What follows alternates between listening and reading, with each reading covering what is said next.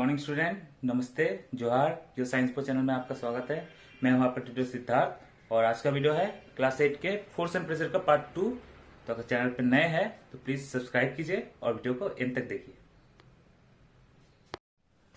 आज का वीडियो है क्लास 8 फोर्स एंड प्रेशर का पार्ट 2। हमने पार्ट 1 में फोर्स को डिफाइन किया था, उसके यूनिट्स के बारे में बताया था एंड उसके एप्लीकेशंस के बारे में थोड़ा सा इंट्रोड्यूस किया था। आज हम फोर्स के टाइप्स के बारे में पढ़ेंगे, इसलिए हम एक फोर्स का फ्लो चार्ट बना दे रहे हैं।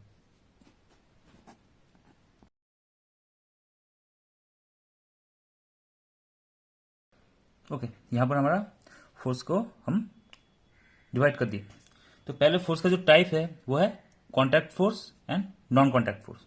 ओके, कॉन्टैक्ट फोर्स मीन्स दो ऑब्जेक्ट जब कॉन्टैक्ट में है तब जो फोर्स है उसको कॉन्टैक्ट फोर्स कहेंगे। और नॉन कॉन्टैक्ट फोर्स मीन्स जहां पर ऑब्जेक्ट दोनों के कॉन्टैक्ट्स में नहीं है but still they can exert force on each other. Okay, उस टाइप के केस में नॉन कॉन्टैक्ट फोर्स। तो पहले कॉन्टैक्ट फोर्स को देख लेते हैं। एक है फ्रिक्शनल फोर्स, सेकेंड है नॉर्मल फोर्स, थर्ड है मस्कुलर फोर्स, फोर्थ है मैकेनिकल फोर्स। ओके, तो कॉन्टैक्ट फोर्स 4 कैटेगरी में डिवाइड होता है। एंड नॉन कॉन्टैक्ट फोर्स में क्या आता है? Gravitational force, electrostatic force and magnetic force. Okay, तो हम इन पहले कॉन्टैक्ट फोर्स को अच्छे से समझ लेते हैं, देन नॉन कॉन्टैक्ट फोर्स को। ओके, तो चलिए पहले कॉन्टैक्ट फोर्स से। ए कॉन्टैक्ट फोर्स, कॉन्टैक्ट फोर्स। तो कॉन्टैक्ट फोर्स का डेफिनेशन क्या है? When a force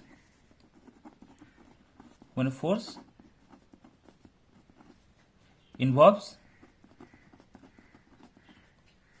direct contact of two bodies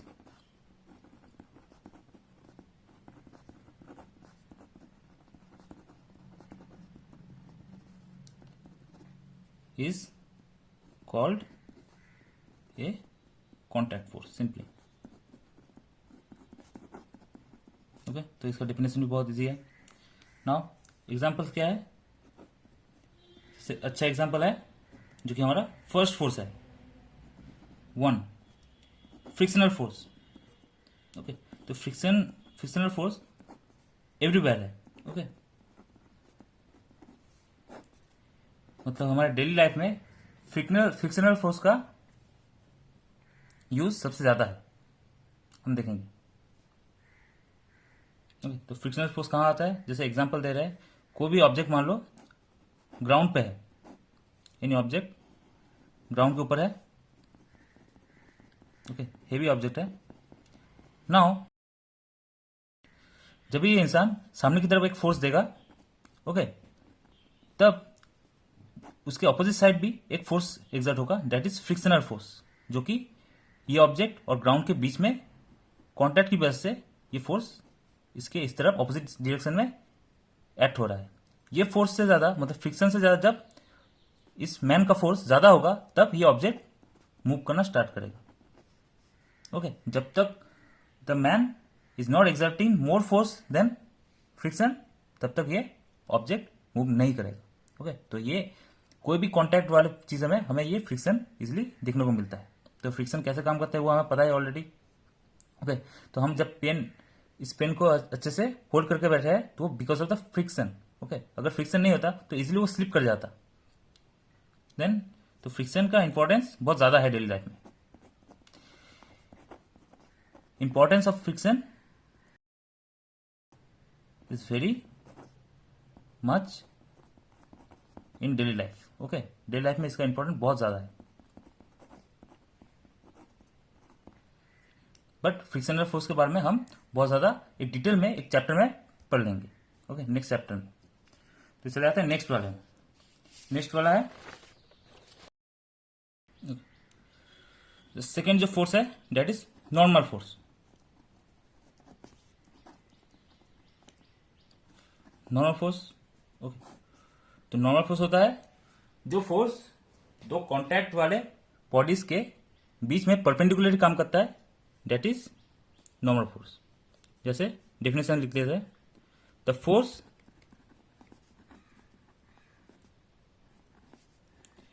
acting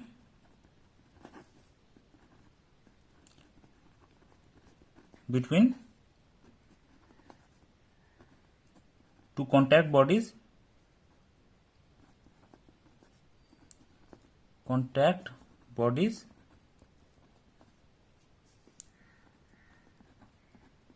and perpendicular to the surface is called normal force.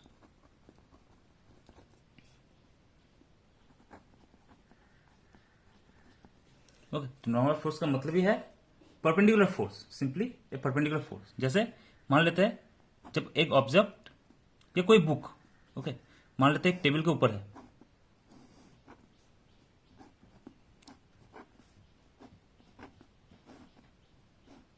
Okay, एक बुक एक टेबल के ऊपर है, तब ये टेबल इस बुक के ऊपर एक फोर्स एग्जर्ट करता है, that is normal force. Okay, because इस बुक का एक वेट होता है, ओके, जो उसको नीचे की तरफ लाने की कोशिश करता है, बट ये टेबल जो है उसको ऊपर की तरफ एक फोर्स देता है नॉर्मल, जो उसके वेट को काउंटर करके उसको एक जगह स्टिल रखता है. ओके, तो नॉर्मल फोर्स भी उतना ही इंपॉर्टेंट है किसी चीज को होल्ड करने के लिए. नेक्स्ट जो फोर्स है वो है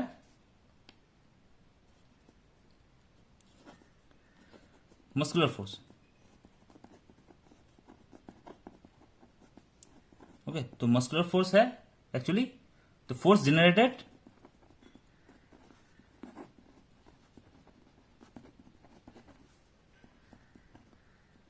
in the muscles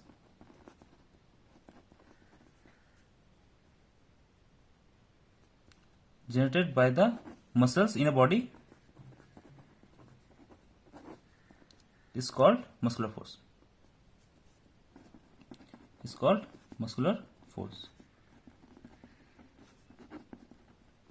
तो muscular force every living being में हमें देखने को मिलता है. ओके, तो कोई भी काम हो, जैसे हम खाना खाते हैं, वो खाना हमारे गले से नीचे जाता है हमारे स्टमक तक, तब तक वो एक एलिमेंट्री कैनल में मसल से वो फोर्स एग्जर्ट करके फूड पाइप से फूड को इस तरफ भेजता है, ओके, स्टमक की तरफ भेजता है, एंड देन वो कंटिन्यूसली उसी वे में जाता रहता है. ओके, तो मस्कुलर फोर्स बहुत ही इंपॉर्टेंट है. तो कोई भी एनिमल जैसे हॉर्स हो, जैसे वो कार्ट को ड्रॉ करता है, तो वो भी मस्कुलर फोर्स एग्जर्ट करता है. Okay, every living being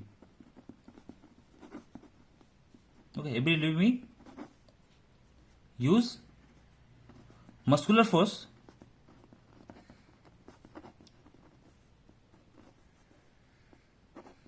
for their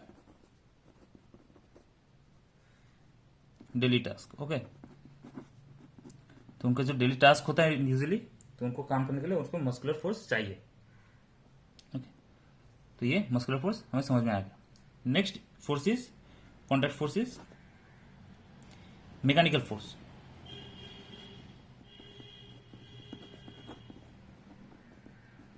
okay, नाम से पता चल रहा है मैकेनिकल फोर्स से that is related with machine. Okay, तो force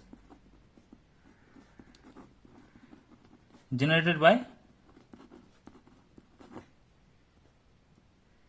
in a machine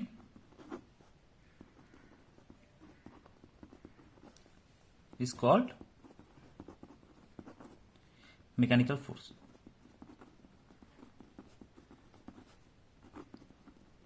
okay, तो मैकेनिकल फोर्स का एग्जांपल कोई भी मशीन मान लो, जैसे कार, हमारा कार जो इंजन है that produce force. ओके, जब कार के that produce force, जो भी बड़े बड़े मशीन देखते हैं हम, उनमें सारे इंजन में मैकेनिकल फोर्स जनरेट करते हैं. नेक्स्ट आ जाता है second category, that is non contact force. Non contact forces, इसका डेफिनेशन क्या है? ओके, इसका डेफिनेशन है force exerted by one body on the other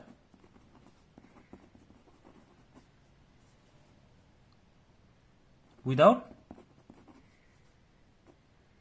having a direct contact is called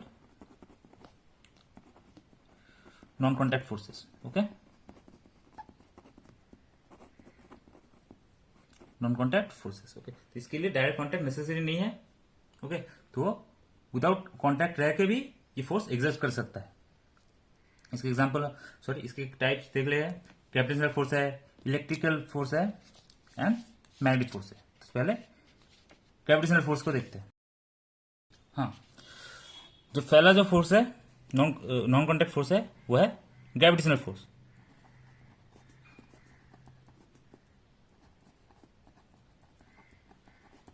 gravitational force. Okay, तो gravitational force की story, because it was discovered by Isaac Newton, scientist Isaac Newton. Okay, तो Newton की story सबको पता है कि Apple गिर गया था उनके सर पर. ओके, वो जब रीडिंग कर रहे थे उन्होंने सोचा ये एप्पल वहां क्यों नहीं स्टे किया या ऊपर क्यों नहीं चला गया, ओनली नीचे क्यों आया. ओके, तो उन्होंने सोचा कि something is pulling down. Okay, तो वो उन्होंने कहा कि earth is pulling everybody down. Okay, तो इसकी वजह से ये फोर्स एक्चुअली डिस्कवरी हुआ. नाउ ग्रेविटेशनल फोर्स का डेफिनेशन क्या है?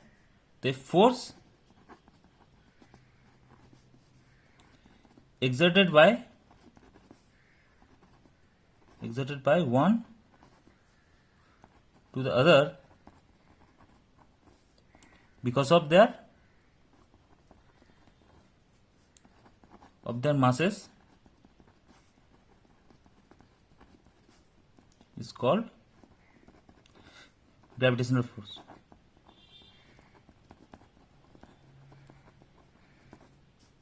ओके, तो ग्रेविटेशनल फोर्स इज जो दो ऑब्जेक्ट के बीच में मासेस होगा तो उनमें ये फोर्स हमें दिखने को मिलेगा. जैसे हमको अर्थ डाउनवर्ड्स पुल कर रहा है, एवरी ऑब्जेक्ट को ही अर्थ डाउनवर्ड्स पुल कर रहा है बिकॉज उसका भी मास है और अर्थ का भी मास है. ओके, तो ये मास जिनमें मास रहेगा तो वो एक दूसरे को अट्रैक्ट करेंगे. ओके, तो it is this force is attractive force. Okay, gravitational force is attractive force. इसका कोई रिपल्सिव नहीं है, it can only attract. Okay, gravitational force only can attract. इसे बाकी फोर्स जो होगा वहां पर रिपल्सिव देखने को मिलेगा, बट ग्रेविटेशन में कोई रिपल्सन नहीं है. Okay, it is only attract. तो ये जो अट्रैक्शन है अर्थ का किसी ऑब्जेक्ट को, this attraction is known as weight. Okay, तो weight is a force by which our earth is pulling any object down. Okay, तो वेट, किसी ऑब्जेक्ट का वेट वही है जिस फोर्स से अर्थ उसको डाउनवर्ड्स पुल कर रहा है. तो इसका एक फॉर्मूला है वेट का जो कि W है, W इक्वल्स टू mg और mass into acceleration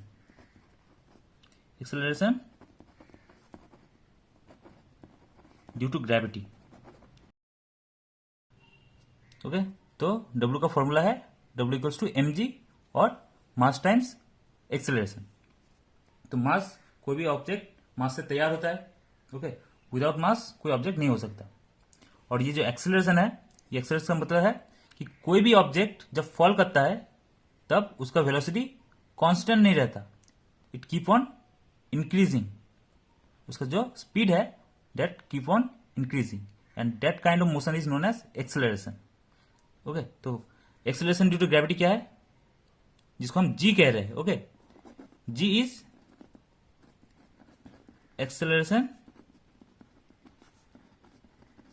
due to gravity. इसका डेफिनेशन है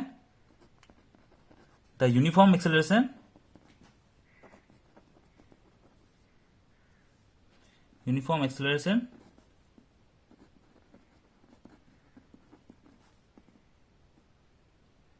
produced in a freely falling object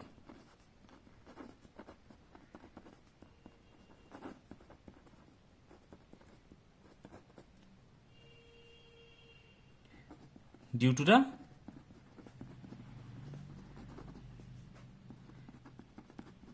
gravitational force of earth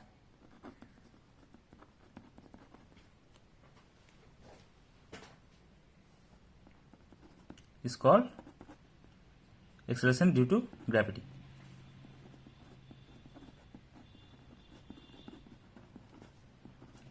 Due to gravity.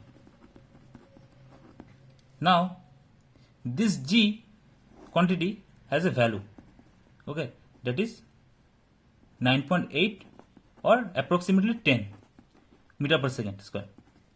Okay, so this is a very important fact कि g has a value 10 and मास का unit क्या होता है, मास का unit होता है kg और ग्राम. ओके, मास का यूनिट केजी और ग्राम में होता है. तो किसी ऑब्जेक्ट का मास पता है, ओके, तो उसका वेट भी हम निकाल सकते हैं, मतलब कितना न्यूटन होगा. ओके, तो कैसे निकालेंगे, जैसे मान लेते 1 केजी, किसी ऑब्जेक्ट का मास है 1 केजी. ओके, 1 केजी और जी तो फिक्स है, जी कांस्टेंट है. ओके, अर्थ के लिए जी कांस्टेंट है, इसका वैल्यू तुम्हें याद रखना है, दिस इज कांस्टेंट. ओके, तो देन किसी ऑब्जेक्ट का वेट कितना होगा, because weight is a force, उसका यूनिट होगा न्यूटन. तो 1 KG into 10 metre per second square will gives you 10 newton. Okay, मतलब 1 केजी मास ऑब्जेक्ट का वेट होगा 10 न्यूटन. ओके, तो समझ में आया कि वेट कैसे निकालता है. ओके, आपको यहां पर एक चीज देखने को मिलेगा कि मास एंड वेट दोनों सेम नहीं है, आर नॉट सेम. मास को हम मेजर करते हैं कॉमन बैलेंस से. कॉमन बैलेंस से हम मास को मेजर करते हैं, वेट को हम स्प्रिंग बैलेंस से मेजर करते हैं. Spring balance, these are different thing. Mass का यूनिट केजी होता है, वेट का यूनिट न्यूटन होता है. तो ये दोनों थिंग सेम नहीं है, but most of time we use them as a same. Okay, कि जनरल यूज में हम मास और वेट को एक ही मान लेते हैं, but actually that is not true. Okay, चलिए अब नेक्स्ट फोर्स में आ जाते हैं. नेक्स्ट फोर्स है इलेक्ट्रोस्टैटिक फोर्स. तो इलेक्ट्रोस्टैटिक फोर्स क्या है, तो it is a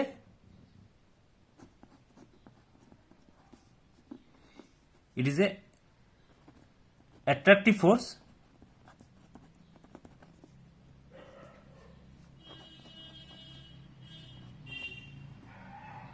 of unlike charge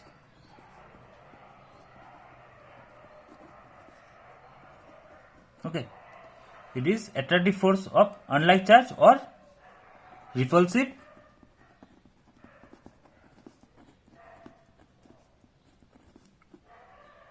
force of like charge. Okay, like charges जो होता है उनमें जो रिपल्सिव एंड अनलाइक चार्ज में जो अट्रैक्टिव फोर्स होता है, that is electrostatic force. Okay, तो दिस इज इलेक्ट्रोस्टैटिक फोर्स, जिसका एग्जांपल हम ऑलरेडी क्लास 7 में देख चुके हैं। तो इलेक्ट्रोस्टैटिक फोर्स क्या होता है कि कोई भी दो चार्ज मान लेते हैं, एक प्लस चार्ज मान लेते हैं और भी एक from plus charge and another minus charge will attract. Okay, दोनों के बीच में अट्रैक्शन होगा, इट विल अट्रैक्ट। बट अगर सिमिलर चार्ज है, जैसे दोनों प्लस मान लेते हैं, तो दे विल रिपल्स। तो ये फिनोमेना हमें पहले देखने को मिल गया है कि इलेक्ट्रोस्टैटिक फोर्स अट्रैक्टिव भी हो सकता है और रिपल्सिव भी होता है।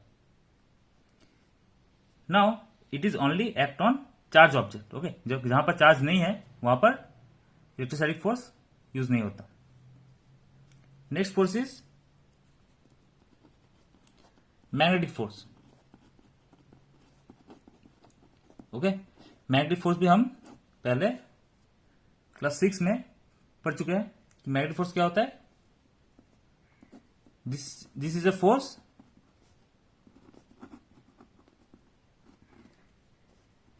exerted by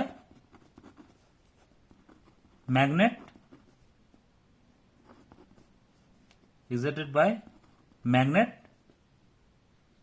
on other magnet। Okay, other magnet में हो सकता है। तो this force can be attractive, repulsive, both. और तो ये फोर्स मैग्नेट पे एक्ट हो सकता है, और some materials like iron and nickel, और भी बहुत सारे हैं।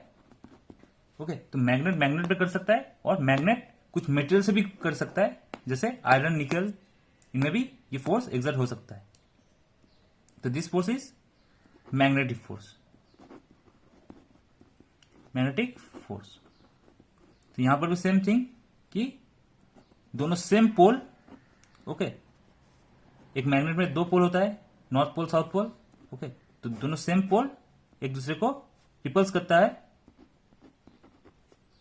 Repulsion, and opposite poles attract.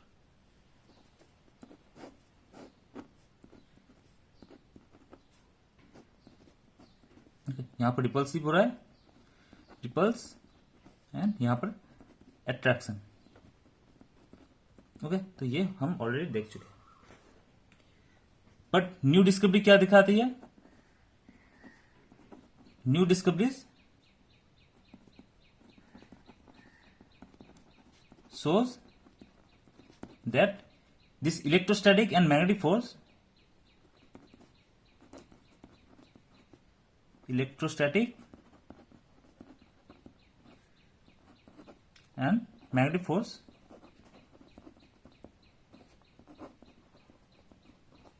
are interrelated.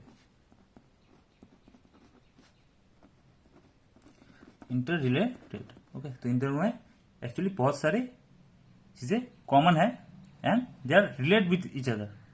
दोनों एक ही फोर्स है अगर हम हायर स्टडी में पढ़े तो। ओके, आज का वीडियो अगर अच्छा लगे तो प्लीज लाइक कीजिए और मेरे चैनल को सब्सक्राइब कीजिए, और मिलते हैं नेक्स्ट वीडियो।